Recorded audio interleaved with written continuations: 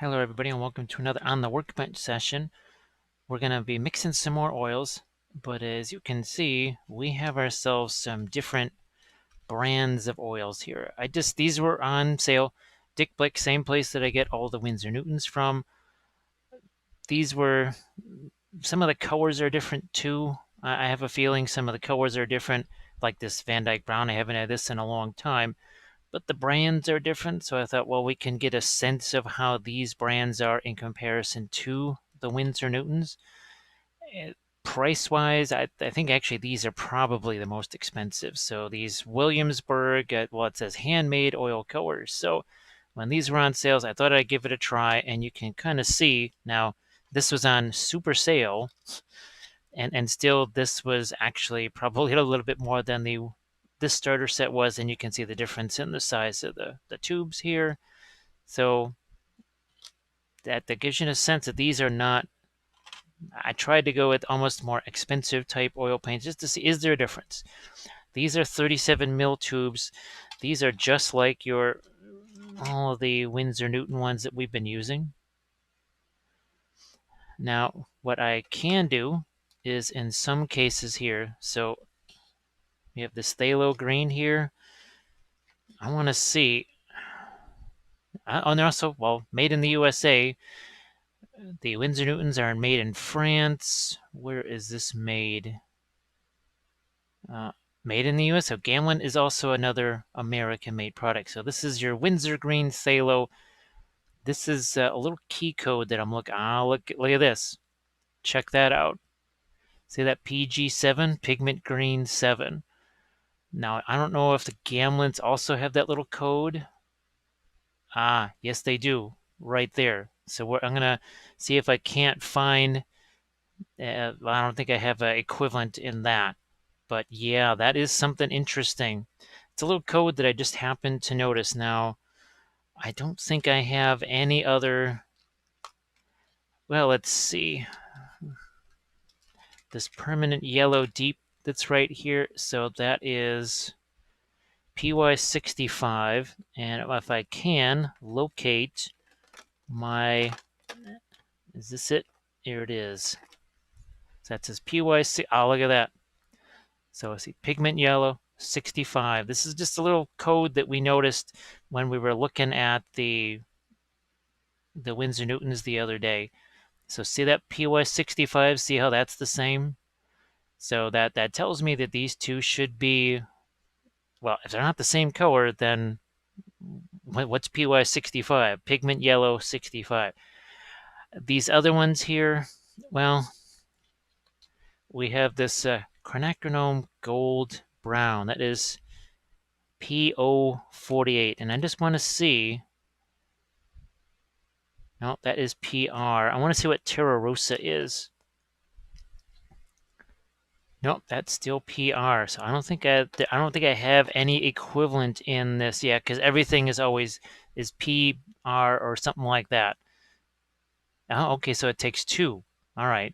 So there's two. There's pigment orange and pigment red in there. This is just in case you've never looked at this before. So what is this? So Boma. So pigment is, well, probably just black 9, I guess. Let's see what this one is. This one is PR149. And pigment red probably is the number going to be higher on this one. No, it's going to be lower. And so this one is actually linseed oil. And this is linseed oil. Now look at this. So you've got, this one is qualified as an opaque. This one right here, this perline red, is qualified as a transparent. Now, later on, I'm going to make some different labels, and they will indicate whether they're transparent or not. I'll just probably be like a little dot or something like that, but I have changed some labels. So these are going to be for the Williamsburg. See, that's got that greenish look to it. The ones that are the lighter typeface, that's going to be your Gamlins. And then these are the usual. So if you see this darker typeface here with a little bit of a red outline, that's all Winsor Newton. So it's a little bit of a key code for you there. Now, that's I just thought this could be, these are things that I've learned with the paints. I thought that could be useful for you, just to see that if you're looking to compare colors. So just like this one here, we know that it is the same as phthalo green. If you're looking to match colors, that little thing could be really handy. Just ignore the name maybe. Look at that number over there. Now, obviously, your regular old titanium white, I'm pretty sure it's very similar to our Winsor Newton here. Let's see, safflower oil. This one, that's a little different. This one is safflower oil. This one is linseed oil. So we have a difference there. And look at there. Okay, so now this one says pigment white 6, but then also pigment white 4. Not sure what the difference is. Interesting. Okay. And this also, it's looks like a 37 mil. Yeah, 37 mil. Now, I'm not going to squeeze all of these out in jars here in the video. That's not the point. What I also want to do is do some swatches with these things. So we're trying to leave time for that too. The bottles, I'm going to stick with I think these are ½ ounce or something like that. These jars, so jar, top, this. You have these 3 items. I just get them on Amazon. Now, of course, Reaper, they have some. This would be a more expensive way of doing it. So, but you could, and who knows, maybe we'll put the white, some of the more colors that I use all the time, maybe we'll stick some of those in these bigger containers. We have our thinner right here. And again, I recommend that you use the paint thinner. And if you're in Europe and you cannot get the Mona Lisa stuff, you should be able to get this because that's a European company. It's from Spain. And basically, I found this because this was a lot harder to get. So we're just kind of in reverse there. Now, I haven't tried getting any of the Old Holland yet or the Holbeins. Those are made in the Pacific Rim. Eventually, I'll try and get those. Now, we have a whole bunch of Dark Sword miniatures blister packs. This is what we are going to mix our paint in right here. We got tons of these things. We also have, well, speaking of Dark Sword, we still have what's left of this. We got all kinds of pewter bits saved up here, so we're going to be using these to chuck into our containers. Now, this is kind of entertaining here. Let me see if I can actually dig this thing out. Here it is.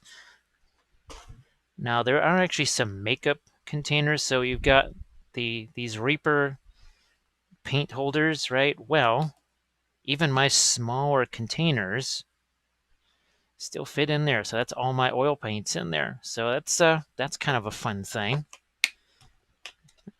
Hopefully when I tip it over, yeah, it doesn't look like they're going anywhere. They stay there. What we'll do is we're going to start off with the Gamlins. And what I really want to try is at least these 2. Possibly this one. We'll see how fast this goes, because again, I do want to leave time for just some swatches so you can see, okay, if this one is labeled as an opaque and this one's labeled as a transparent, what's this one labeled as? Semi-transparent. And so is ivory black. So you can see that only one of those 4 is labeled as not a transparent.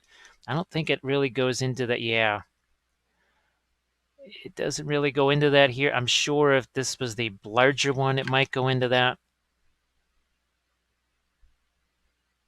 Yeah, every label is always different, so sometimes you just got to hunt around for that stuff. So I'm going to put the Williamsburg as a side over here. And next up, we are going to be, I'm going to mix this Perline red followed by the Cadmium red deep and see what we get. And I'm just going to mix them right here because this will, I can focus on that. And we'll make sure we got all of this where you can see it. There we go. So next up, it's time for some mixing. Let's do this. We're going to put our Perline red. I'm just going to call it that. If that's not what it's pronounced, I really don't care. that's actually darker than I expected it to be. I'm going to put maybe about that much in there. It's better to just put less in there and add more later on. There's a little different consistency. And the tip on this is a little bit smaller than I've seen on some of the Winsor Newton. The nozzle's a little wider. And again, this is just, it's always a guesstimate. Start with less, add more. And yes, I always recommend mixing it this way. I know it seems very laborious. However, see all these little chunks that are in here? That looked real smooth, didn't it? Until I started doing all these little chunks right in here. You're way better off mixing it this way. Now, you could use a spatula or something like that instead of a brush. I just happen to have a bazillion of these brushes around that are in one state of destruction or another. It's not really hard to clean this stuff out. So this is an interesting color. I can see how transparent that one is. So this is definitely, yeah, this one's definitely going to be transparent, all right. Oh my goodness. But it, in some ways, it kind of fills an area that I don't really have, because the cadmium red deep, see, this has a little bit more of a bluish tint to it. I don't know if you can see that, but in comparison to all the other cadmium reds or whatever that I have, the faux cadmiums, even the real one, that one's very orangey. And we'll see just how this cadmium red deep compares to the starter set one. Now, unfortunately on those, they don't really have a pigment number. I'm going to double check here real quick. So this is the Winsor Newton starter set. Now again, this is the faux cadmium red. I'm not going to rip open that plate. I'm going to see if it's on.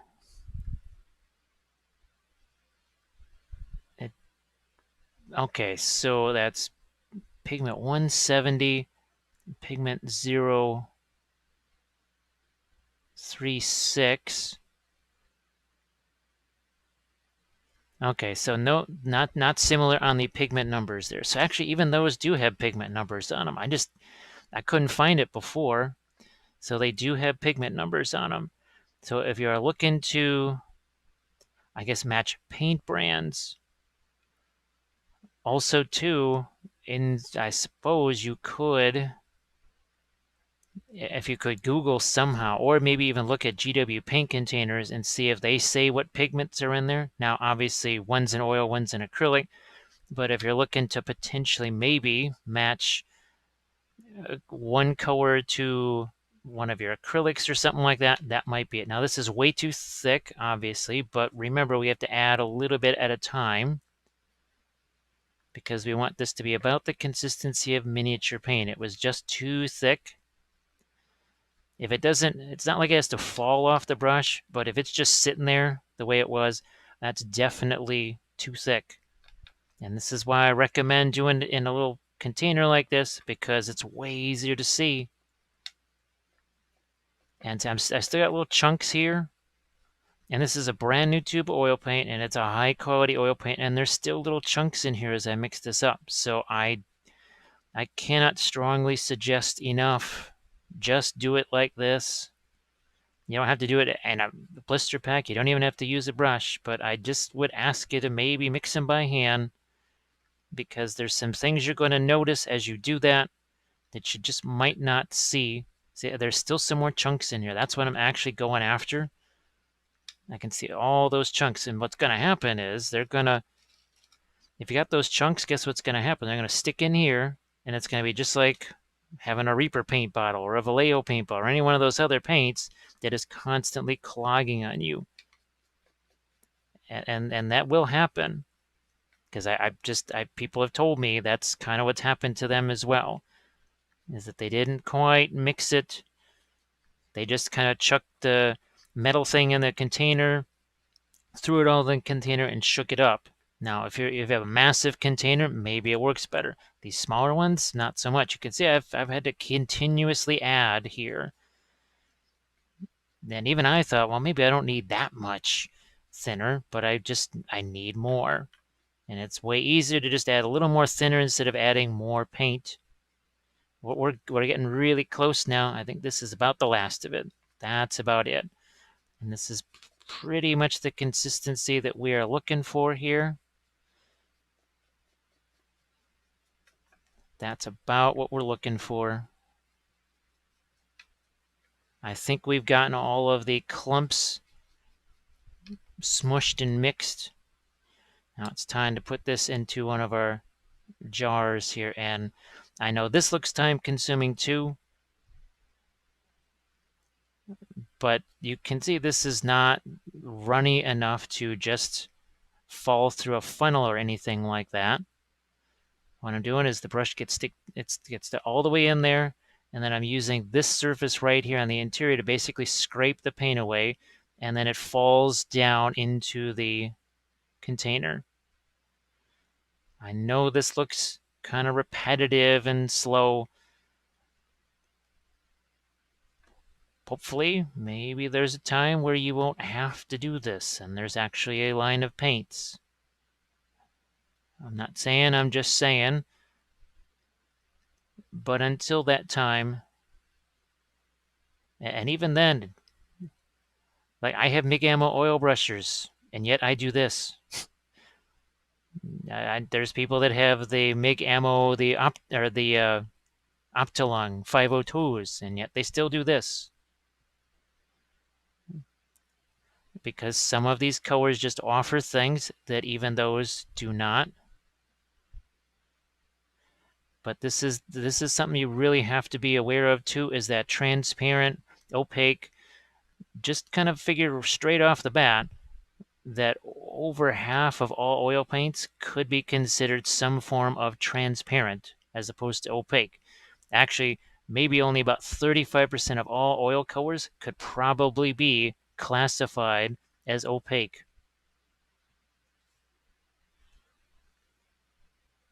So here, what I'm going to do is just going to make sure I grab my paper towel here. I always have a bunch of paper towels handy. I just want to catch that, because if that's still stuck to the side, my label's not going to stick. Give me 1 second here. And then I will rotate it this way. Now, this could have been potentially just a little bit thinner. I was trying to save a little bit of time, and with this being a more transparent color, well, I was trying to accommodate some of that transparency.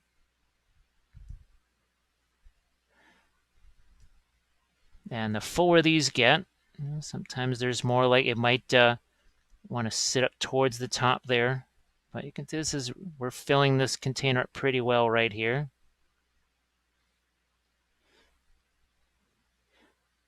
Basically, you kind of work on one side of the jar for a while, then you work on the other side. You can't just keep going on that one side, otherwise it piles up too much there.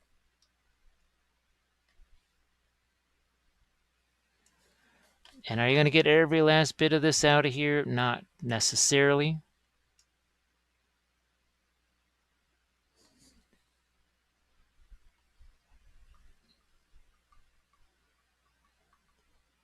Just get that stuck down in here.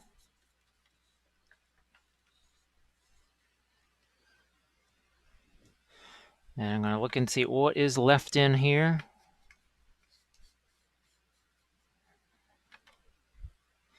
We're just about there. Now remember, we've got to put in our pewter agitators. Some folks they've gotten some of the cheaper so-called stainless steel agitators, and they've done some bad thing. And that's even like in acrylic stuff, not just not oils. Actually, it was somebody posting about acrylic paints, and they had a really bad experience with those things rusting, not after a long time either. So there are, I think, glass agitators or some form of ceramic, and well, obviously those aren't going to rust or corrode, so maybe that is something to give a thought to. Now I'm also going to hit this with the paper towel here. And we're going to get ourselves some pewter, something to cut it with. Set you off to the side. Want to make sure these actually fit in there. And I've started to put more of them into the containers. Actually, I'm going to throw that whole thing in there.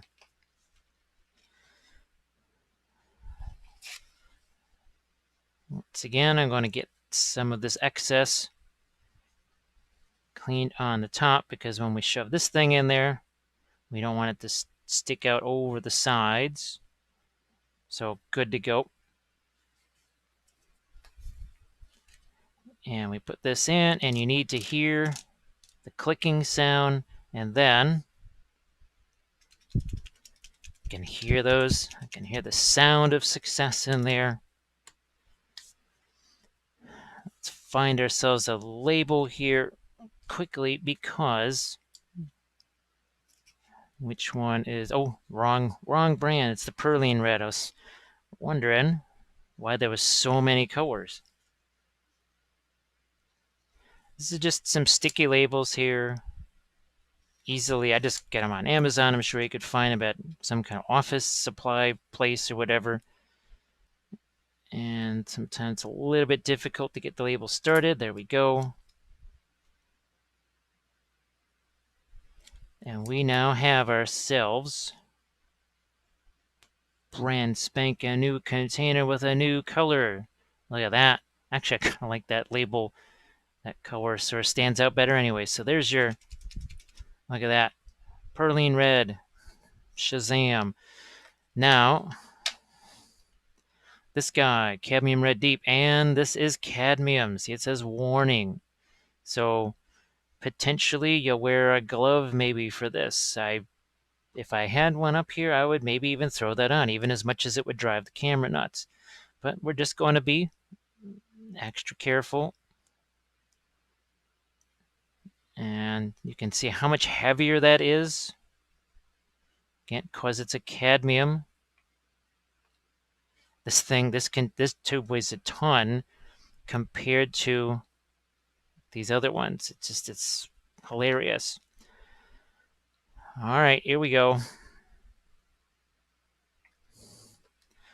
And now you're going to see, I'm just going to take this one here. I'm not going to clean it. I could clean it up completely, but there's so little of one color left, and there's so much of this. The heck with it. Which is why I'm probably going to go from the Van Dyke Brown to the Ivory Black, because, well, if you mix a little bit of this red into that Ivory Black, I'm not going to make much of a difference. But I can see the intensity of this already. Actually, it's not as dark as I expected. I think my other Cadmium Red Deep is darker than this. And this will just keep thickening up because we have all of these. Look at all that. All those chunks in there. We've got to mix all those chunks up. And you'd be surprised at how much it thickens up when those chunks start turning into just paint. Now look at that. Look at all those chunks that keep popping up out of there. You see that? Look at all those big old chunks in there. And there's a bunch more over here too. And this is some pretty vigorous mixing here too. So that now you kind of understand why, okay, yeah, you have your container and you got an agitator in there. Well, that's great. It's still not quite enough. Now, I might be able to get away. I could maybe sneak a little bit more of the actual cadmium red in here, although I'm still digging up chunks. And as long as those chunks are in there, that's the kind of stuff that's going to gum up your, that will gum up your little bottle there.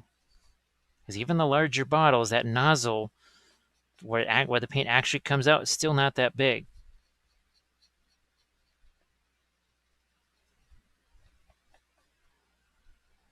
So I think I could get away with a little more. It's just I really don't want to be adding that many more chunks to it.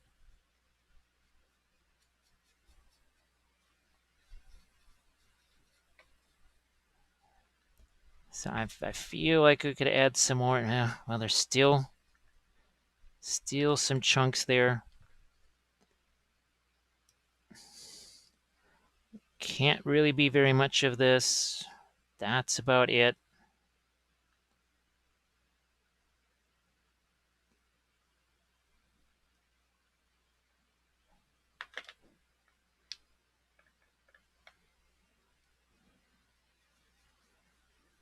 Time to mix again.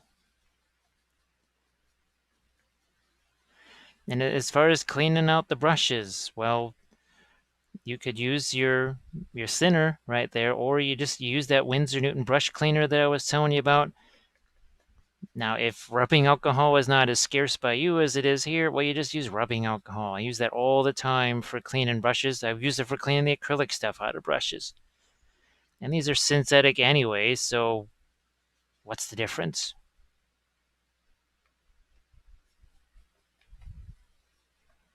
Okay.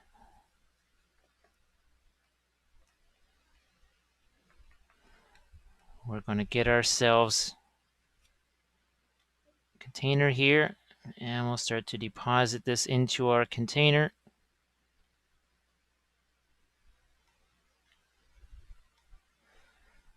And it's just, I tried doing this with a funnel early on, and man, that was a nightmare.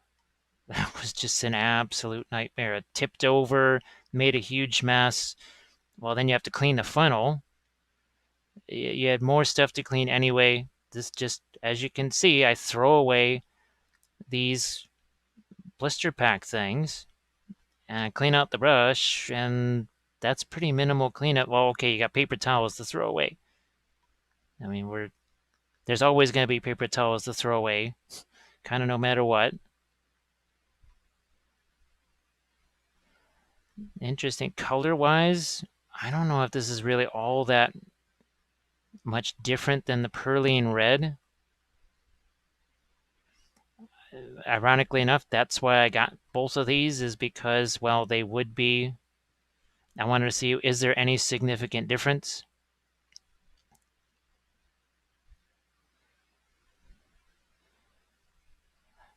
And most of the time, these just get mixed with other colors anyways.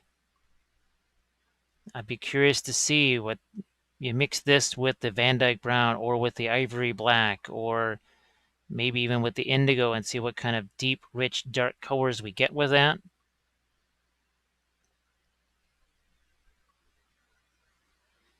And we're just filling up our tube here, filling up our container. Have to remember my agitators. This was intentionally mixed a little bit thinner than the other one because I think part of it, I had the faux cadmiums in mind, and those have a tendency to get sort of thicker and kind of bulkier over time.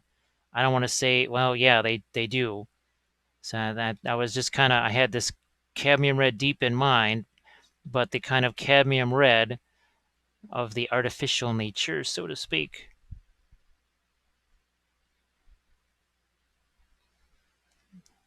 And this will thicken up in the container just a little bit over time. It depends on how much I'm using it. If I'm constantly opening it up, it might thicken more over time.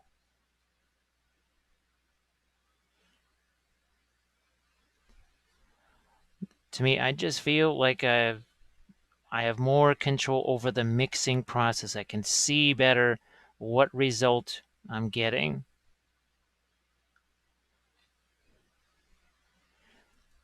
And again, you saw how much thicker that cadmium red was right out of the tube.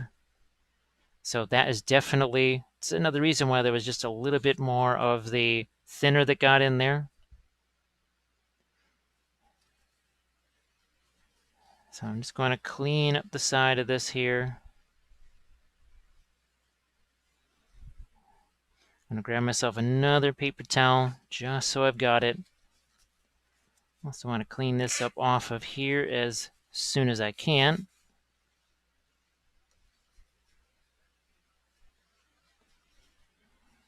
And again, if you're going to do this with the cadmium, well, you could just wear gloves, period.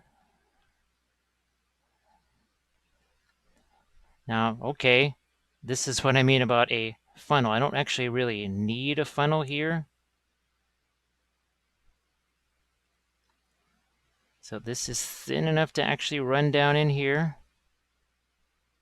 Well, most of it is. Don't even need the funnel. And again, kind of intentional. See, look at that. There's a chunk that just came in there. And here I'm thinking I had it so mixed, so thin. There's a big old chunk. Well, not a super nasty chunk, but definitely a chunk came out of there.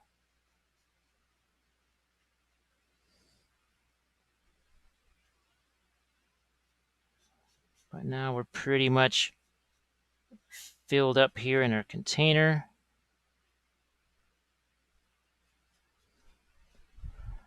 This is another reason why I was kind of hoping it would be thinner, so that I wouldn't have to kind of shove it down in the container as much, that it would fall in there a little bit more, which it seems to have done.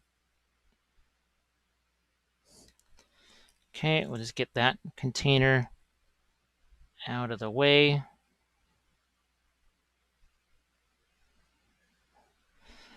There we go. Just wipe this off with a paper towel again. Let's get ourselves some pewter in there.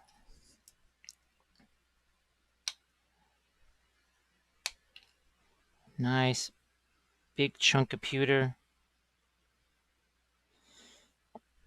Let's get another little piece in there.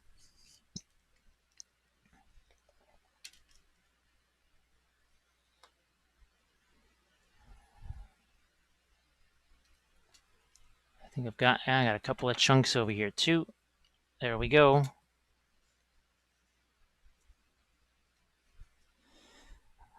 They always just make sure you've got just a ton of paper towels on hand.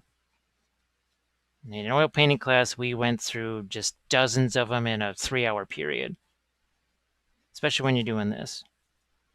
So, agitators in there. There you go.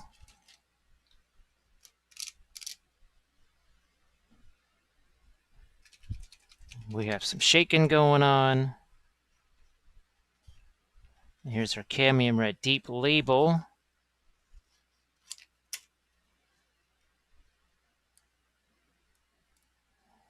So what I'm going to do now is I'm just going to do the other two colors kind of off camera, the other two gamelins. And then we're going to start doing some of those Williamsburg paint. So that's interesting. The cadmium red deep actually looks lighter than the perylene red by a little bit, but it definitely looks a little bit lighter. So that's kind of interesting. And I'll show you what the other two look like when we're done mixing those. But next up is going to be the Williamsburg paints.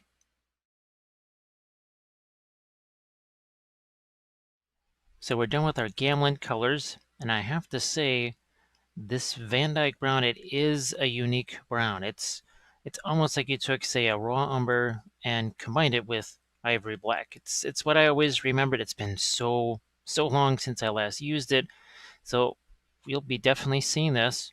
That's really fun. I'm glad I got this one. Here, I'm not quite so sure about the perylene red. When we do our swatches and such, I think that will also give me a good hint. And I haven't done swatches like that. And if you've ever looked at one of those, well, like one of the websites, say like a Dick Blick, you'll know what I mean by these swatches where you start out thicker and you go thinner. We're going to try and do as many of these Williamsburgs as we can. I want to focus on this one, these couple here, and it's definitely the Egyptian, and maybe one or two of these, just to see if they are different from the other phthalos. So actually, I'm just going to look real quick here because we do have ourselves a phthalo blue, and I think we did see that these numbers, oh, that's right, I didn't know that these had numbers over here on them. So that is pigment blue 15. Okay, so pretty darn close here. So here's the difference. So 15.3 over here in the Williamsburg. And now, of course, this is student grade. This is why I want to see the difference between these. I really want to see what the difference is. Maybe we'll actually start with this one then, because I'm just curious. So we're going to set this package out of the way. We're going to move this where we need it to be. These are some pretty small tubes, and like I said, that starter set that you saw normally costs a whole lot of bucks. I mean, this is some expensive paint here. I know it doesn't necessarily look it, but I'm actually kind of telling by these homemade labels here that I think it. Gosh, and how many ounces is this here? It is. It. I don't actually see the ounces. Oh, it must be on the outer package, but I'm gonna be using up most of that container just to get it in one of these here. Let's get this party started. We're just gonna grab ourselves a nice little mixing brush here. That should work. And away we go.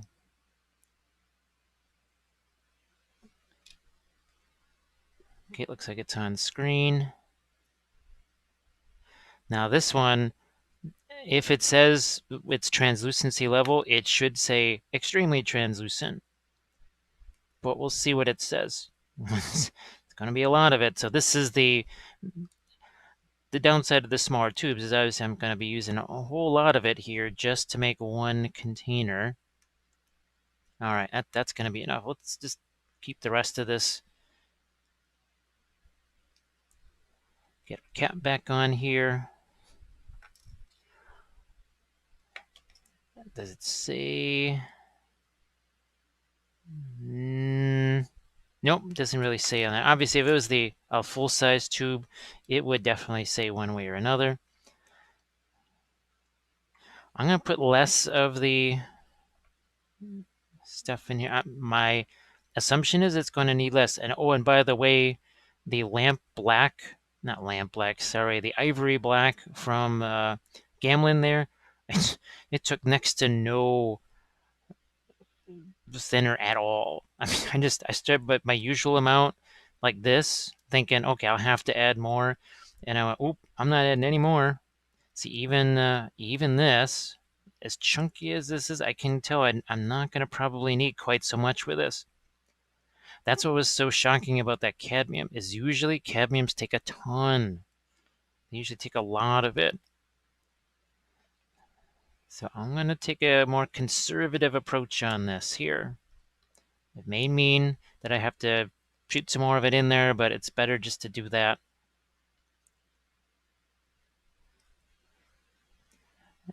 And this is actually a color, I think, when combined with lighter color, like a cerulean blue, or even something like that cadmium green yellow, or just even a cadmium yellow, I think you should get a really exciting bright green out of it. And I mean really bright. Okay, so this is not quite, I expected to get thinner faster, but it really didn't. So we're going to see what happens now. I guess I may need to add more. What's interesting also too, this has more fragrance to it than the Winsor Newton or the Gamlins. Actually, the Gamlins, I didn't notice anything. I opened the tubes, didn't smell anything. Winsor Newton, open the tubes, don't smell anything. This definitely has a scent to it. And we're starting to lose some of the choppiness, some of the, yeah. What we're going to probably do is a couple of segments here. So if I can get two of these colors mixed in the space of this time, then we'll do just a couple more because I want you to see that process. And then the rest of the time, I don't think I'll mix all of them. I'll try and do 3 or 4 if that's possible. And then we'll get to those swatches where I want to show you what the paint looks like when it's sort of its full application, and then when it's either been thinned and or when we just are taking most of the paint out of the brush just by scrubbing it on the palette as we do. So this is going to be, that's going to be a really intense color. It is quite smooth, so see colors like this, and I would expect the phthalo green would be very similar to this, and that it won't take very long to get the blobs out of it. Whereas, and the ivory black was the same way. It didn't take really that long to get the blobs out. Unlike, gosh, was it that pyrene red that there was just all kind, and the cadmium red had all kinds of blobs in it too. So this is actually, it's interesting. It's taken more than I thought. I don't know if that's just because of the handmade nature of it or it just says handmade. It doesn't, there's no more specific information about it. I hadn't really heard of these before. It's just they were on kind of a tremendous sale. Well, a lot of the colors were. It's almost like your prototypical 40% off coupon from Michaels or something like that. Okay, at this point, even though I would like the paint to physically be thinner to be easier to get in the container, I don't really know if I want to add too much more of my thinner to this. So yeah, even though this is relatively thick, I don't want to make it any thinner. Now I am going to get rid of some of this excess on here. We'll grab ourselves a container and start to get this in here. So yeah, that's interesting. This looks a little bit different, I have to say it. I don't want to say it looks opaque or anything, but it has a different look to it. It has a whole different look, a very different feel, which means I'm going to be super curious to see what happens when it actually is on a miniature. This phthalo blue, it's a little bit like the fluorescent colors. You're not going to use it unsupported. You're most likely going to have something mixed with it, something that's lighter, not necessarily a white, but some other lighter opaque color. It could be yellow ochre, which is also a more opaque color. Doesn't necessarily, just lightening it doesn't necessarily mean white. And you see me using titanium white much more than I ever use white with the acrylics. I think it's mostly because I just haven't. Part of it is there's actually a little bit of retro thinking because I'm thinking, well, oil paints. When I oil painted, there was always that titanium. It's in the same spot in my palette now as it was, X number of years ago. We use that phrasing. It's been X number of years ago since I last was using titanium white in the 2D fashion. And even after all these years, it just kind of ended up in the same spot on the palette. You can see I'm rotating the jar around here.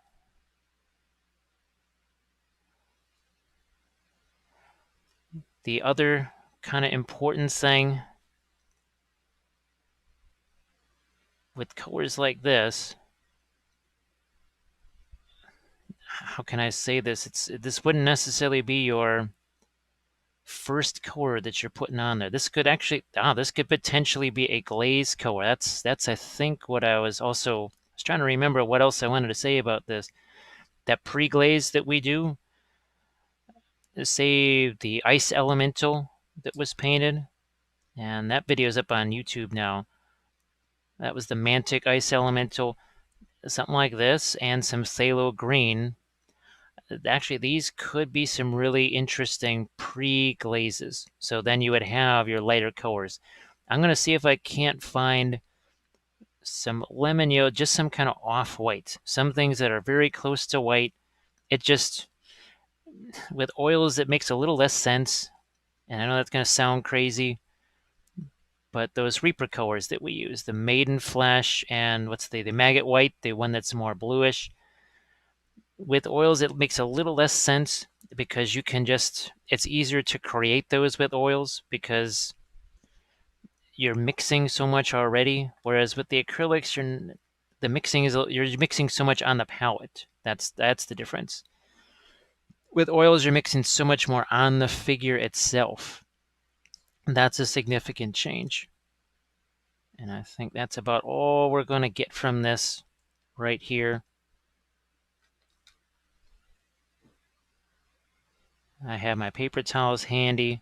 You can see this one was just a little less, it was a little less messy because, well, they didn't have a lot of those chunks in it. And I just said the heck with it. I'll let it get a little thicker. I won't try and thin it down quite so much. All right, we've got that as clean as we're going to get it. Now we've got pieces of sprue here. Again, this is one of the, I think it's the Reaper Familiars, something like that. Just going to get myself probably about 3 pieces here. Chuck these in here. Our nozzle.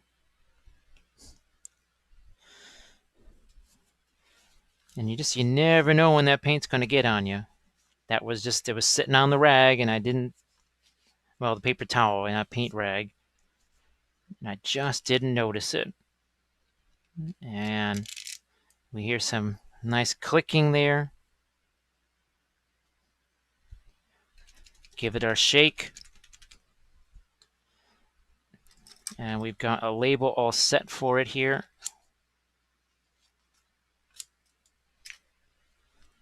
Once again. And anything that's got this, at least for now anyway, anything that's got this green label on it is going to be the Williamsburg paints.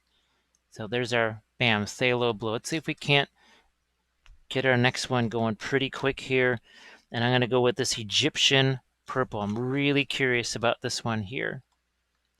Very curious. Egyptian violet, sorry.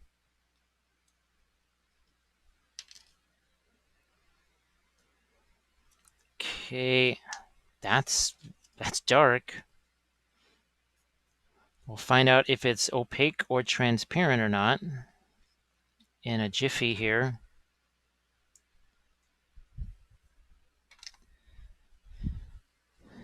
And I'm not going to use the phthalo brush there because that's going to have a significant amount of color in it.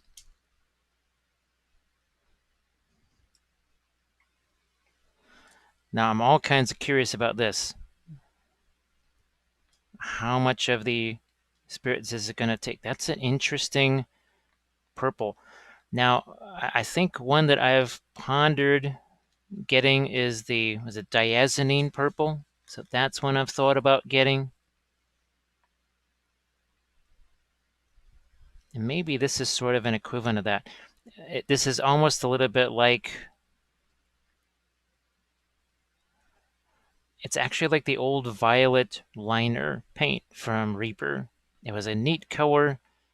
I do believe they stopped making it a while ago. It was one that I really liked. This one, you know what? It's almost like a purple version of indigo here. It's not quite as silky as indigo is, but it's got some coverage to it. I'm a little surprised by the coverage here. I think this one, this is not actually that, well, I was curious because it said something like modern colors, because they divide these things. Oh, and by the way, this is not their only starter set. They actually have several. They have one that's more of an earth tones. To me, it's sort of reminiscent of, I don't know, I guess Scale 75 and I think even Green Stuff World, they kind of divide their overall color range into smaller sets of 8 or 10 or something along those lines. I think that's what these guys do. Heck, even Migamo does it with their oil paints. They have their mecha colors that are supposed to be kind of the brighter ones.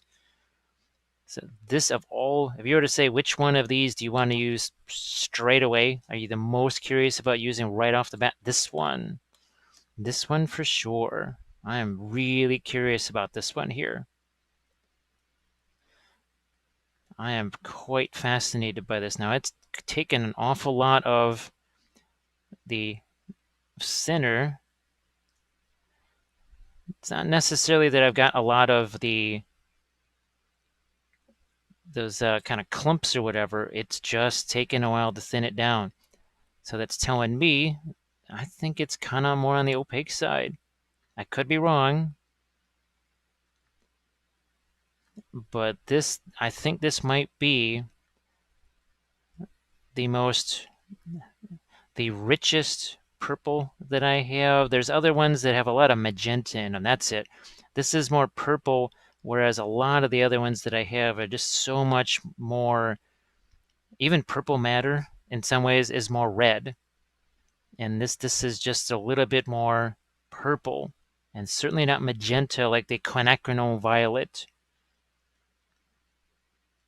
which is ironic because this says it has violet in the name. But I'm liking this color here. I can see a lot of uses for this, even potentially as dark glazing on gold. I could see mixing this with Terra Rosa.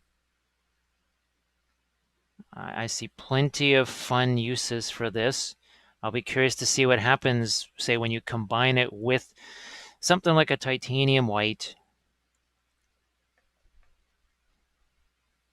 That might be, now, that's something I might do as an entirely separate video, is just take a whole bunch of colors and do what I did. If you've seen any of the painting pyramid episodes where I just kind of start out doing a series of swatches where I just take one color and cut it with other colors. So I take the same red, I'll cut it with white, I'll cut it with the yellow, I'll mix it with blue or something like that, and you get to see what the influence is of all of those other colors on it. Now this is nice and silky smooth, but boy, that is still pretty thick. This is taken way more than I thought. So one took way less, as in the cadmium red, deep. This one has taken a shocking amount. This might be the most of any of the colors that I've mixed. The Van Dyke Brown took a fair amount too, I think. And that Pyrene Red also took a fair amount. Gee whiz, I need to do another shot here. I'm just going to say that's the last of it. I don't care if it even actually maybe would need a little bit more. I'm just going to say that is enough. And we'll get this in the jar here. And like I said, we'll do another segment with a couple of other colors. I think I want to try probably the cadmium yellow deep, because we already have one and we looked at the colors, what is that, the dye number or whatever it was, the pigment number, and it was exactly the same as the Winsor Newton straight up regular paint. So we'll see, A, does it look the same? B, does it kind of cover the same? I will be curious. So this color right here, if I like this one, I might actually, well, who knows if the sale's still going on, but if it is, I might actually get this in 37 mil, which again, this is kind of what I advocate, is maybe like look around, try colors. If there's one you really like and you think you're going to use it a lot, well, then maybe you get yourself another tube of that color. I am really excited about this one. There's some other ones, like even the ultramarine violet. That one I was really interested in. However, it is so transparent that it really becomes much more of a specialty color. I think this one's going to have more utility. Heck, I might even have to start using that sort of a label there. One is more utilitarian than the other. Like the indigo is a color that seems to, and Terra Rosa, those are sort of almost like universal colors. The yellow ochre, the titanium white, a couple of those are kind of the universal colors. The umbers, but then there's some that are really kind of specialty, and then there's some that I don't use anymore that I used to use all the time, like the raw sienna. I used to use that all the time. or burnt sienna. So burnt sienna. I used to use that all the time, but I don't know. Maybe part of it is because of the Terra Rosa. I don't use that anymore. I can't remember the last time I've even put it out on the palette. So that is sometimes colors will just sort of fall out of favor, I guess. It's not the first time. It happened with acrylics for me. There were some colors I used to use all the time, and for one reason or another, I just didn't really use that color anymore. So this is another thing you can do. I can press it like this, and that sort of sucks all the paint back down into it, and it creates some space for some more. So this is another reason why I wanted it thinner. See how it wants to keep pushing it back up there?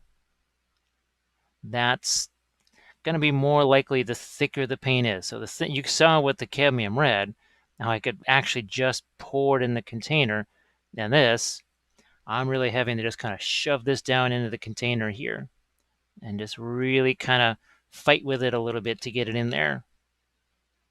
I mean, it's almost there. There's not that much more to go here.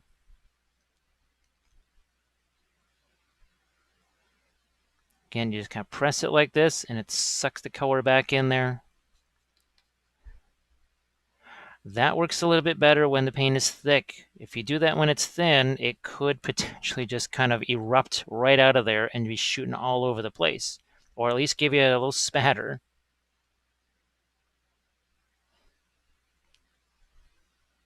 Wow, this is such an interesting...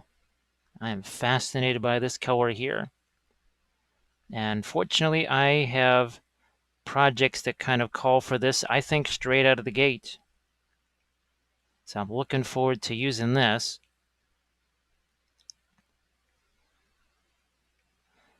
Like I said, as much as I like to save every last little morsel of it, sometimes you just can't.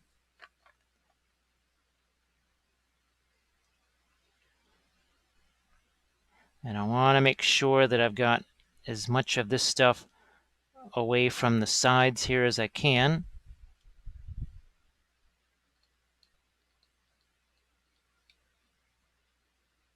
And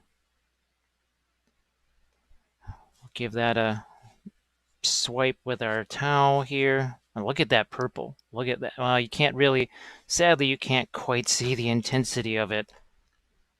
I've got some of the camera settings turned down.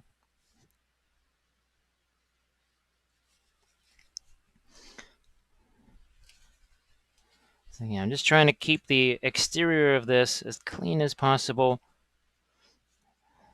so that the label has a decent chance to stick there. We are going to now drop in some of these guys.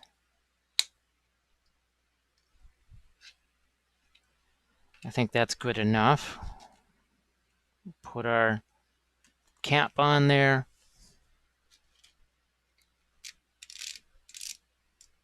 Give it a shake.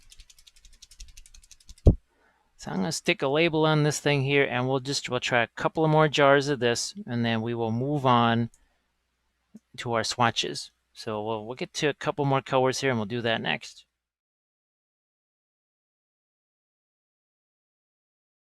Let's give these two a try. First the Fanchon Red, then the Permanent Yellow Deep. I'm almost wondering... So what was the Terra Rosa again? That's burnt sienna. Here's my... Actually, I'm going to grab brown matter and find my Terra Rosa here if I can. Because I'm just so curious if they are actually the same number here. So red 112, well, 101. This one's not going to be. Yeah, that's got, yep, that's actually has some blue in it there. I was just curious. Sorry for that little sidetrack there. I just had to know. Now this, interesting. Huh. At first I was thinking it's kind of like the cadmium scarlet color, but I think it's deeper than that. And this one looks like it could potentially also be on the opaque side a little bit. That's why it just reminded me of Terra Rosa. Boy, these tubes are reminding me of watercolor tubes because they're so much smaller. Okay, well, we need a different brush here because unfortunately none of these colors are really all that related to each other. So let's grab ourselves another brush here and away we go. Oof, wow. Holy smokes.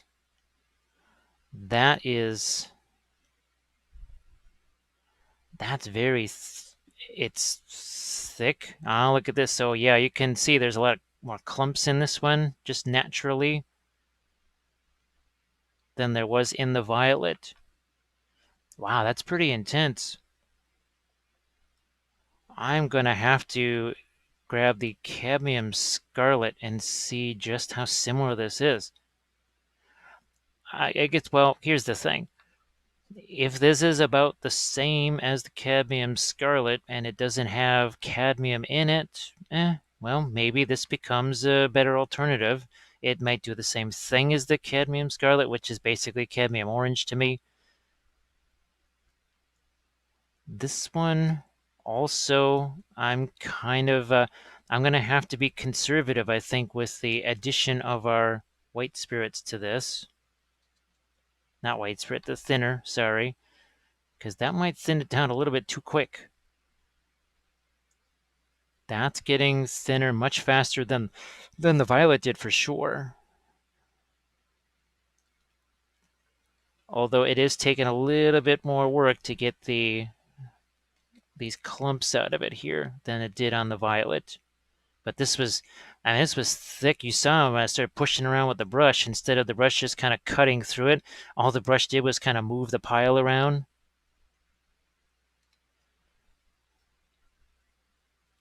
It does have a little bit of a brownish tint, though. It's hard to explain, and I'm just so curious to see how similar this is to that cadmium scarlet. I suppose potentially it could even have the same pigment number, but yet the cadmium creates a different level of brightness. Okay, I think we are out. We are out of the blobs. I only see a few remaining, and then we'll get this one more hit here, and that should do it.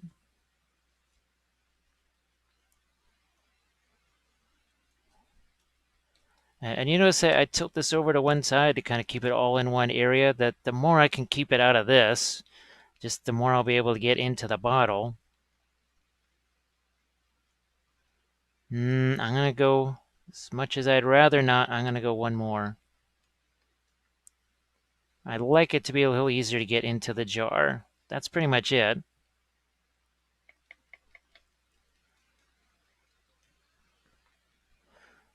It's a nice intense color, and it seems relatively opaque. Now, will it cover black by itself? I'm thinking no. I think, well, but that's what the cadmiums potentially can do. There's a reason that's what the cadmiums let them do. You know, okay, the heck with it. We are just gonna start putting this in here. And I just realized I could do something like this. At least I hope that works. It might not work, and it might. Of course, I just stuck my finger in the paint there, which is less helpful. And as I put on the rag here, boy, that's almost interesting. It's not quite what I actually expected to see when I wiped my hands off on that rag.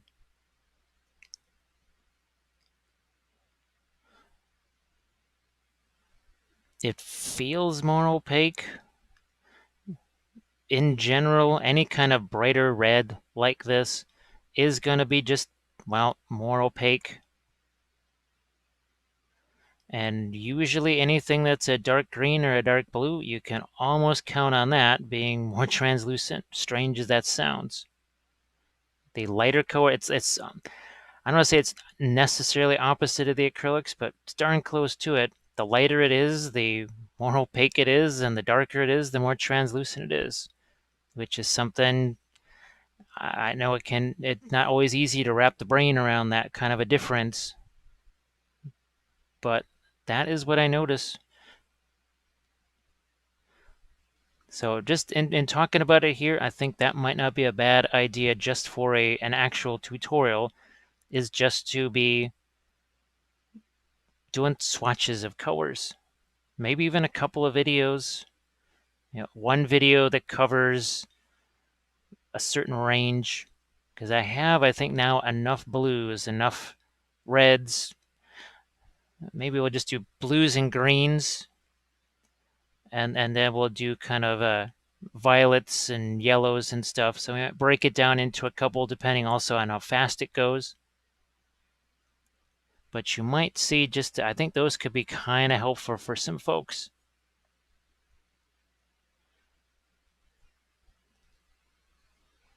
And then maybe just some color mixing episodes. Maybe they don't even have a miniature involved with them. As much as I prefer to have a miniature as part of the tutorial, because this is such a different medium and there's just something physically different about it, maybe it's a good idea to go that route.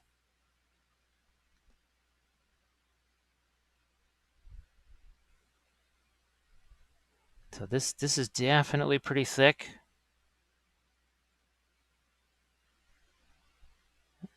Let's just squeeze some more of this down into here.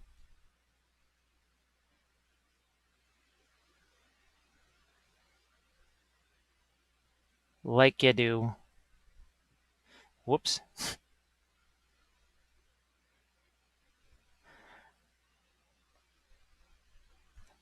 I think I'm trying to remember how much of the thinner it took for the cadmium yellow deep and the Winsor Newton. I think it took a fair amount, actually. Oh, I refilled it recently. I guess that's why it's a little bit fresher in my memory. That was one of the first, I want to say, of the new colors that I got, of the tubes.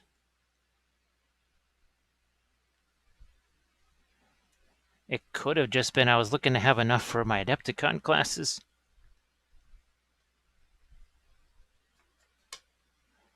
Oh, I got way more of that out of here than I thought. All right, that's just going to have to do it. I might put an extra little bit of my metal pewter bits into this one.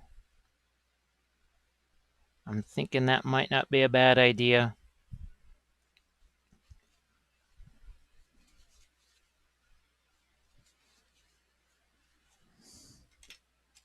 And I've got some bigger ones here, so I'm going to get me a couple of these in here. Just got to make sure they fit in there, though. Maybe even, sometimes it's not a bad idea to have different size pieces. Some big ones and small ones, they might tumble around a little bit more.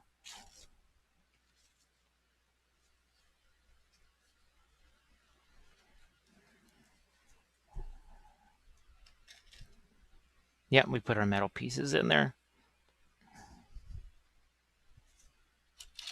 Our cap. A shake.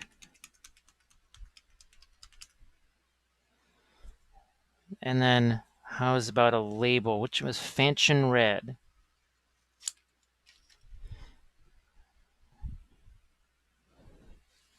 You just never know when you're going to get this paint on. So, like I said, if you're doing this, you might want to wear a glove. It's not like you're going to do this and then touch food or lick your hands or something. So yes, the stuff's getting on your hands, but then I get acrylic paint all over my hands too. So,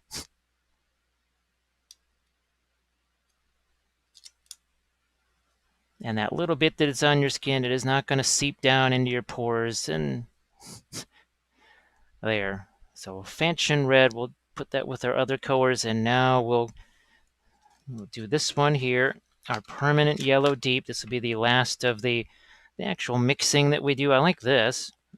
Wish I had Well, you'll probably be seeing that more because I may be mixing more of these colors in other videos. Well, that certainly looks familiar. That does not look unfamiliar whatsoever. That looks an awful lot like what I was using on the sisters. So I have to say I'm trying to think, have I seen any significant quality differences just as I look at these things? Just as I'm mixing these like this, do I see anything startlingly different about these than, say, those Winsor Newton student grades? Oh, I just went to pick that up. Nope, actually, I'm going to stick that down after this process is done. Yeah, oh, this is different. Yeah, the student grade ones, they don't quite blend like this. They tend to stay much chunkier for longer. And I mean, like really chunky. Well, you get what you pay for.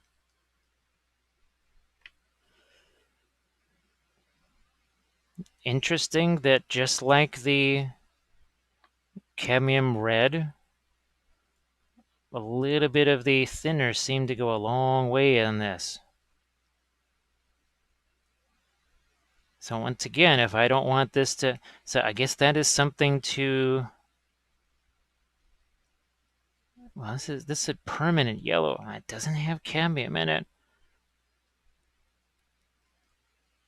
This could be sort of your safety cadmium, for lack of a better term. Now, I don't know if I'm going to need any more of this.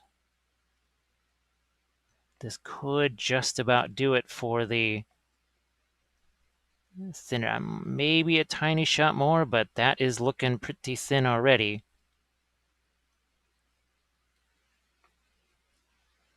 And I'll always let you know in the video or even just on the Twitch session if I am using something that's not a Winsor Newton. I always say I'm using this. Yes, it means watching the video, but then, well, it's kind of the point of it. So that might just be our last shot of the, yeah. All right, wow, that is nice and silky right there. Wow, look at that. No, I want one more. I just want it to be easier to get into that paint jar.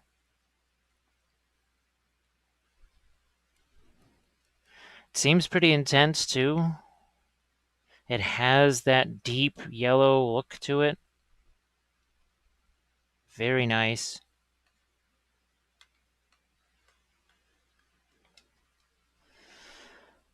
All right, one more container here. Now we're going to see if we can't secure it somehow like that. If you're wondering why I'm using the jeweler's blocks on this, it's really to just kind of keep it centered there, because otherwise I might just wander off the camera or too far closer, too far away, and then mess with the focus. But after all those darker colors, it's really wild to get to these much lighter ones. And opaque. And look at that. That is going to be, for the folks that haven't necessarily used the oils yet, or not a lot, that's that notion of the colors that are normally the translucent ones in acrylics. Those are going to be your opaques and oils.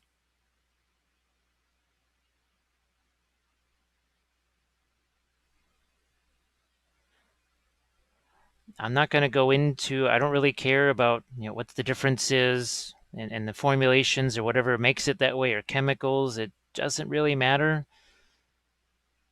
It's what the application's going to be.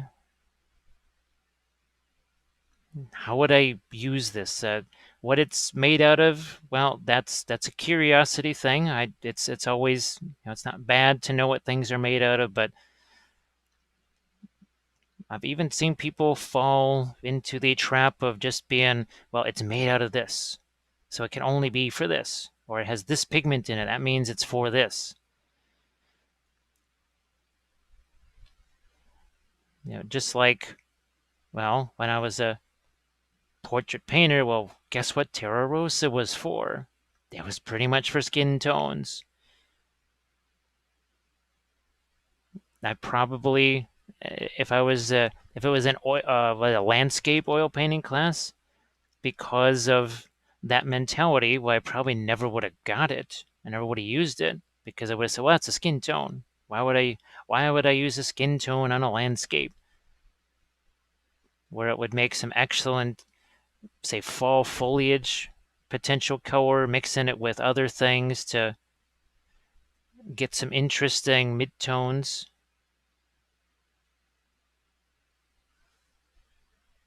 So I think I've got myself a bunch over here in the corner we're going to dig out.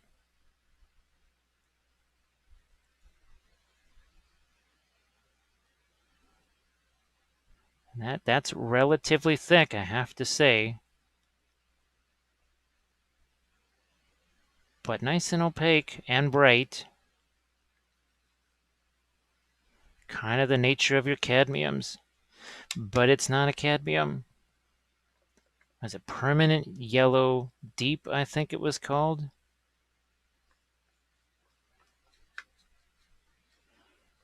It's sort of like that school bus yellow. Would have been interesting to paint that gigantic school bus with this.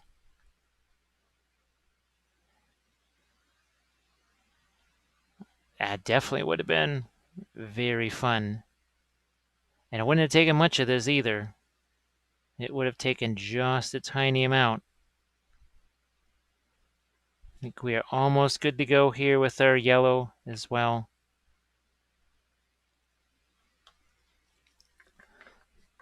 One or two more attempts to get the last of this out of here. And I know it must look like to some folks that, oh my gosh, that's such an inefficient way to get it out of there. Well, maybe it's not the most efficient way of getting it out of here and into the cupboard, but I do get to see what it's actually doing.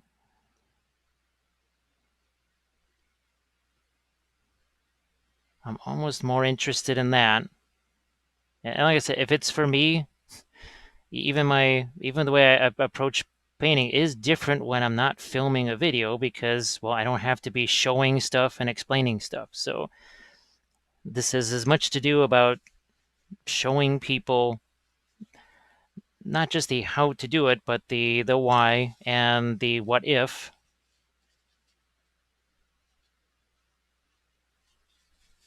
All right, give the sides a little bit of a swipe there and get some metal chunks in here before we forget about it. Nice big old chunk of the Reaper metal in there. Nozzle. Cap, and we are done. And what I'll do is I'll do a couple more of these just off camera. You don't have to see every single one. There, nice and yeah, hear the sound of those. I have to say I'm putting more metal chunks in these than the early ones. Permanent yellow deep.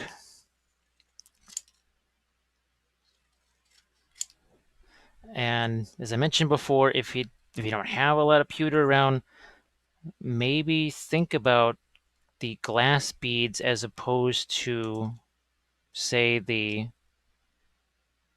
metal ones. Okay, there it is.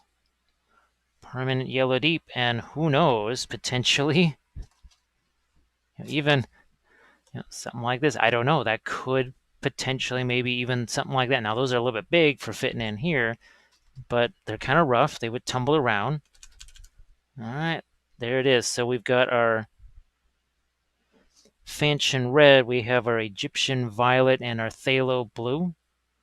We'll do a couple of more of these, and then what we're going to do is do some swatches, and we'll do that next. So I did a few more of the Williamsburg colors, especially this one, the permanent yellow, which I think is, this one's actually, I think this is going to be useful too. So I was very happy with these two. Now what I did want to do is take some of the colors, put them out here, and do some swatches with these. We are going to begin, however, with our Perlene red. This is going to be the 4, or what were they, the Gamlin colors here. So what I'll do is I'm just going to put this directly on a board here. I didn't even need to put that much on there.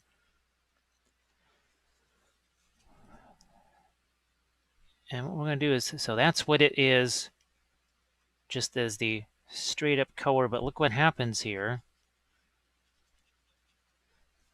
Now we're going to maybe mix it with a little bit of liquid so you can see how that's a little less opaque right there, and that is your Perlene red. And remember, that was listed as sort of a, I believe, a semi-transparent there. Let's see if we can't even, yeah. So that's what they mean by, it's not necessarily going to be just completely opaque here. Now I am going to take just a touch of titanium white. I'm going to put it, oh, 1 second here. I'm just going to find myself a little something to put it on real quick here. Give me a second. And we'll mix just a touch. And this is going to be the Winsor Newton titanium white because I didn't get a chance to make an oil brusher or an oil mix out of the other. So here, we'll just take a little touch of this.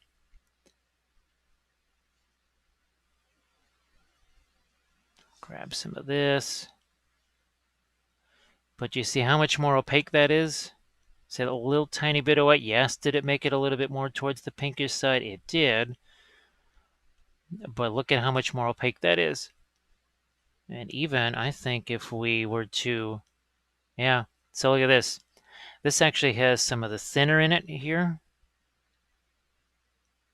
And you can see how that's, even that is still, I may not look at that much on camera, but this is actually much more transparent. Here it's already transparent. Here it's not transparent till you're getting almost over to there. Now let's try the cadmium and see what happens. And I'm not going to put quite out as much out here as I did with the other one.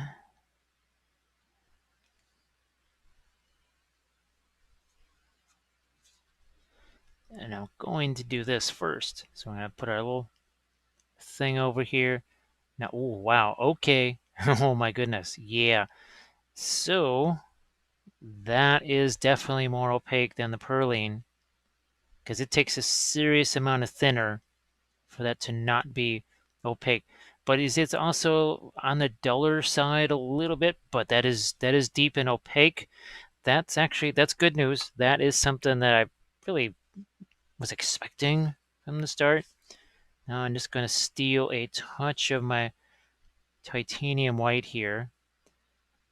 And you'll see that this really doesn't make any difference in opacity. It's basically the same. It gets lighter, but there's no opacity boost. This is also a much, you could say, I want to say, it's a cooler red. So that's how much warmer that is. The Perlene red, the jars don't look anything like this. The colors on the paper look the opposite of the colors in the jars. You can see this almost looks darker than this, but yet look at what it looks lighter than the cadmium red deep. And you can see the difference here in these two swatches.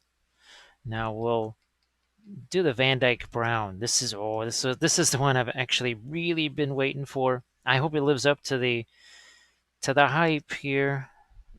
And wow, something about actually putting out some brand new paint for the very first time like this. Kind of exciting.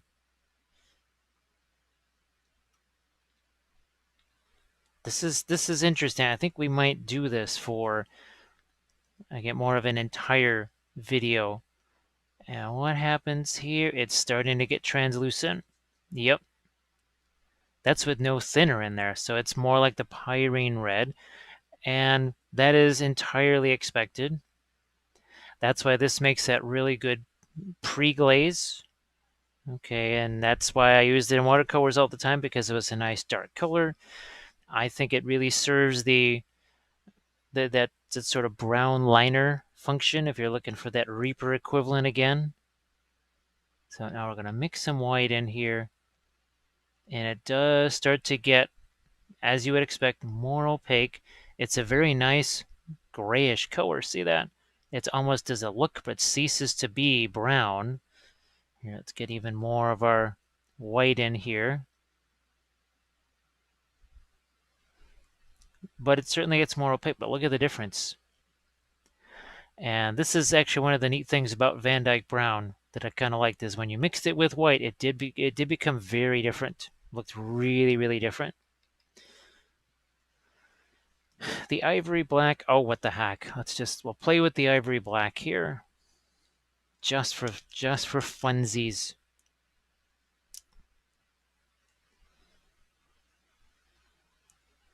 Yeah, it's, whoops. I don't think we need any more than that.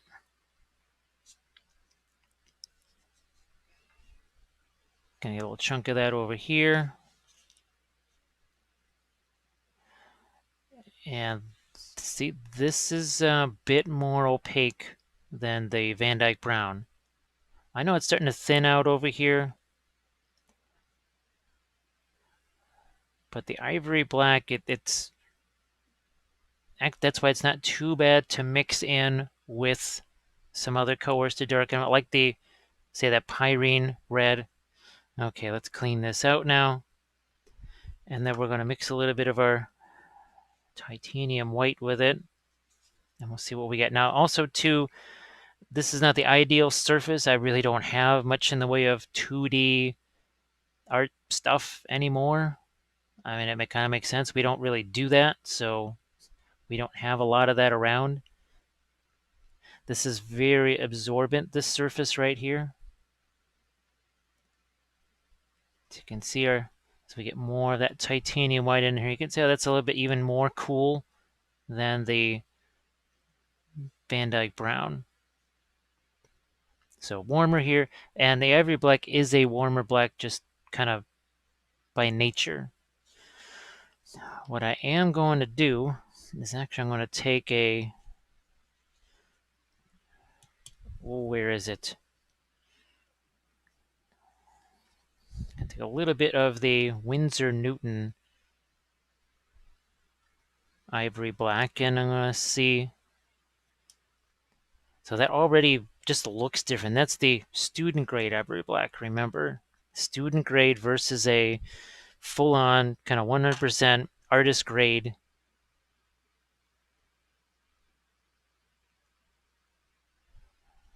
So this is the ivory black from the starter set. I mean, it's performing pretty similarly.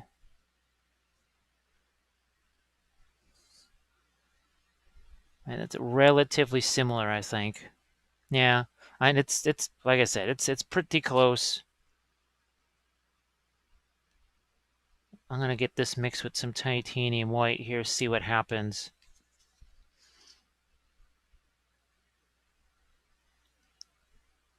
So put this down.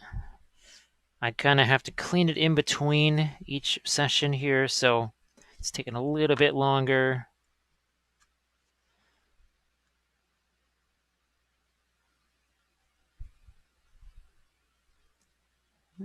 Okay, I'm gonna just grab a little bit more of it over here, and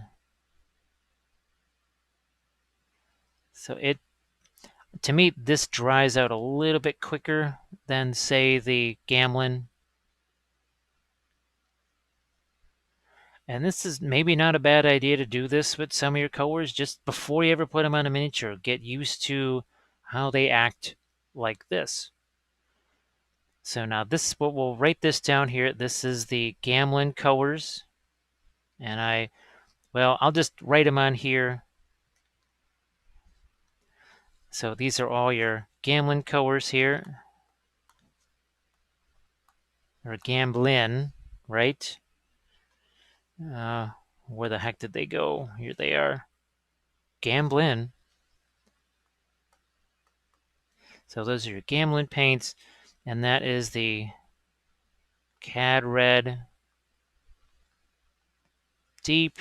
And this is your, let's see, Perline red. And there's your Van Dyke.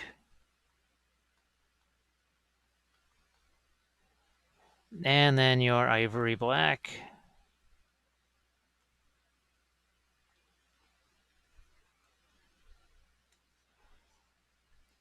Now what we'll do is we'll get another piece of board here and we'll try some of our Williamsburgs and do something similar just to see what happens. And we're going to do that next. Let's do a similar thing here with our Williamsburg, and we're going to start out with the cadmium, or the, sorry, permanent yellow light. Just a couple little spots over here.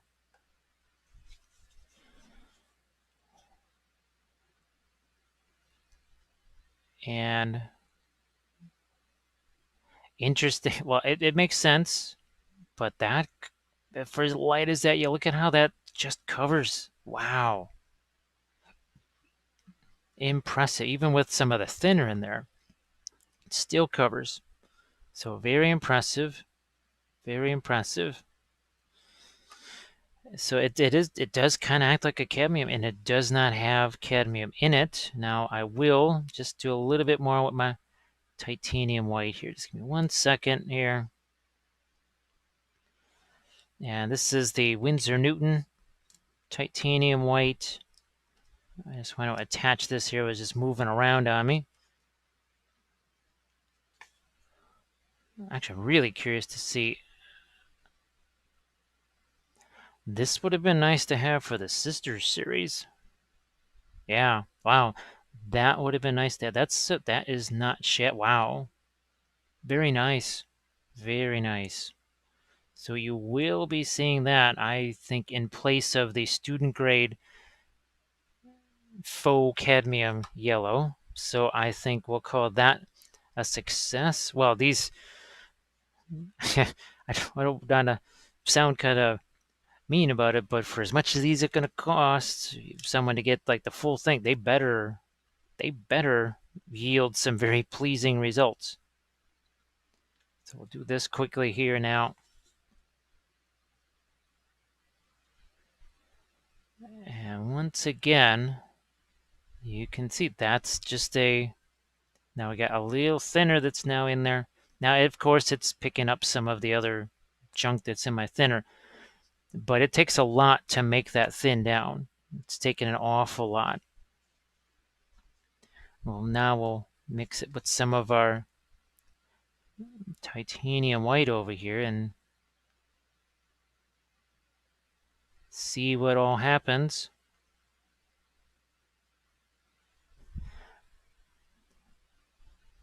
So yeah, that's not too shabby. Not too shabby there. So I'm definitely liking those two. Now this will be the interesting one. This is that Fanchon red or Fanchon red. I don't know what the heck it's called. I don't really care. Again, names, unless it's a very obvious thing, I just don't get all that caught up in it. Get our little spots out here.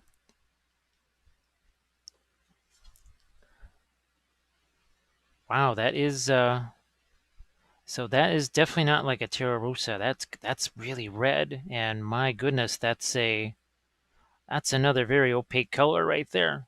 I mean, I was trying to fade that out, and it was not wanting to fade out. So very impressive. Very impressive. Of course, there's the Egyptian violet one. I can't wait to see what happens with that. I'm just going to get some more of my thinner out here. Just trying to clean that brush before we grab some of our titanium white over here. See how pink this gets as we march it over this way.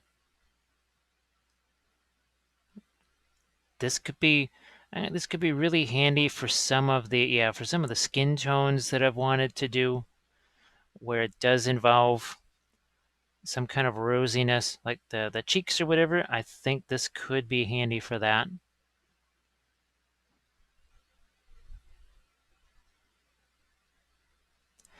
So that one's kind of nice.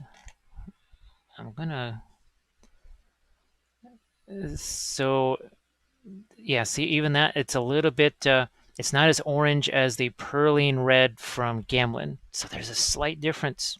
There is a slight difference there.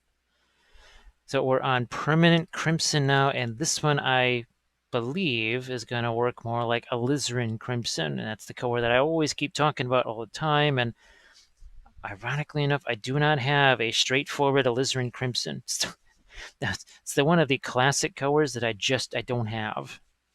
I don't think I have a Prussian blue either, oddly enough. So permanent red, we shall see what this does. It's kind of, it's not, I don't think it's as dark as a alizarin crimson. And it's very transparent. It is very transparent. I mean, yeah, here it's drier, but oh yeah, it's a really transparent color as we thought. Yeah, so transparent. Now let's see what happens when it gets mixed with some of our titanium white, and you can see that's a bit on the, I don't want to say magenta side or pinkish side, but definitely a little different. Get some more of my titanium white here so we can see what that makes like. So see how much cooler of a red that is. Very different from, so each one of these reds, as you can see, there's a little difference to it.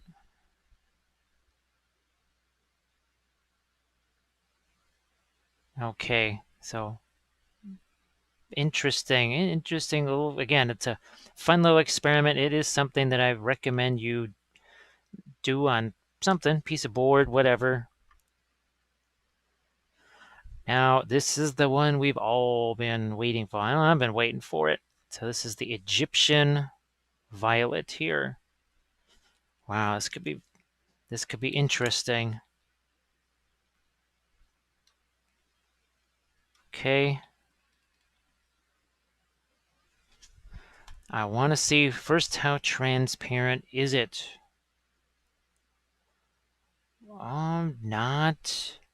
Not very. This is very much like, yeah, that is a lot like our indigo. It's like the purple version of indigo.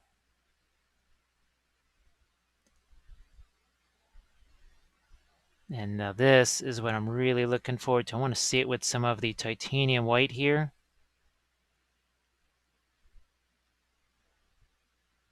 Ooh, that's a bit like the indigo with the titanium white. So this, oh yeah.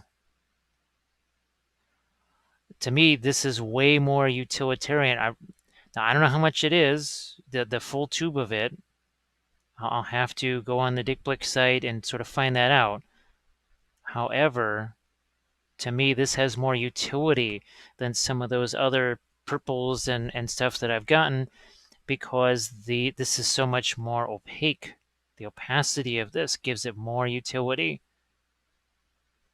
And it's got intensity too. I know it looks kind of blue on the screen. So let me see what I can do here to maybe get that a little more purple for you. I'm just going to make it more blue. So just trust me, that is a lovely kind of reddish purple color right there. So this one, huge, huge, oh my, like that one. This is just standard old phthalo blue here. Nothing crazy about this. Nothing too crazy about phthalo blue. I hope it's a little better quality than the student grade one. It ought to be for a hand mixed oil, or handmade oil, as they say. Should be also very translucent, and it is. It is most definitely translucent. You can see that here. And it doesn't even take any actual thinner here to make it. Yeah, so translucent here. I know it looks a little bit more opaque on that. This is the most opaque here. These two, like up here, very opaque. Even this one, relatively. So we've had mostly opaque. This is by far the most translucent of all of the colors we've thrown out here so far. But look at what happens with the phthalo blue. Is this not sort of a nice color for doing water, for ice, for skies, even say some kind of sky earth non-metallic metal? Look at the intensity of that. So that's why it doesn't have to be opaque, because we have other things that we can mix it with. We have other things to mix it with, and that is what gives it the opacity, but also makes it nice and intense here. So I think these are, I'm happy with the quality of these. So I would, well, there's a lot of good oil paints out there. It's not like there's tons of bad ones. But these, I think these are not too bad. So these are your Williamsburg here, and we'll just write this down because I just want that to be visible. And this is your cad yellow, well, permanent yellow, sorry. But I'm still going to call them cad because they are efficient enough to actually deserve. And that's going to be the deep. And this is the Fanchon red.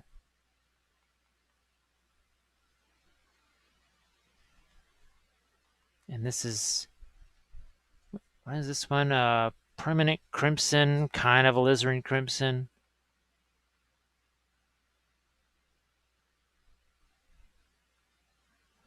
And then this is our Egyptian violet.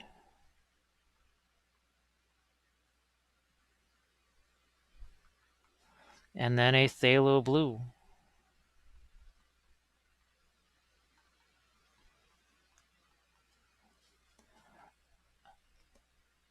But this color right here, that's special. And this is nice and bright too. So all of these are quite usable. Now this is one that I didn't get to actually mix, but I thought we'd play with it anyway here. This is our quinacridone gold brown. I was running out of time and containers, so just bear with me here. We're going to put this just straight out onto the palette here. If I can. 1 second. Wow, that's interesting. Okay. So I'm just going to take another brush here. We'll get this thing cleaned out as best as we can. It is very much like a brown matter, at least straight away when I'm looking at it. That definitely looks a bit like a brown matter. I am going to thin it down a touch, though. Well, it sort of looks like a cross between brown matter and raw sienna, or burnt sienna, sorry. So that's that is kind of a burnt sienna color right there. And it is translucent, as I thought. Yep. So definitely translucent there. Now let's pop some of it over here, like you do. And let's see what happens when some titanium white gets into that.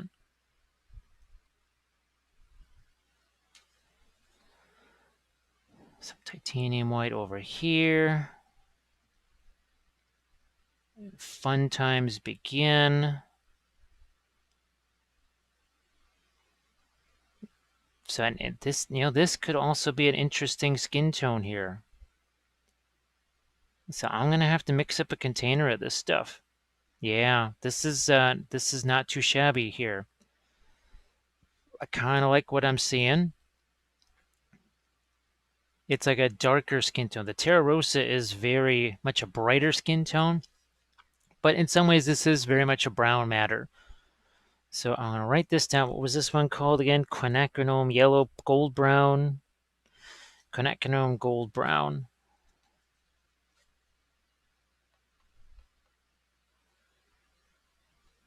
And that is the gold brown. Very much like brown matter, but transparent. So we're going to call that one transparent. We're going to call that one transparent. This one, I think we'll still call it semi-transparent. Full-on transparent here. We're going to say that's opaque. That one's opaque. And I'm going to still call, I mean, it's camera, so we're going to call that one even opaque. So look at we've got 3, 6, 7 colors. We have 3 different designations. Now let's go back to our gamelin over here.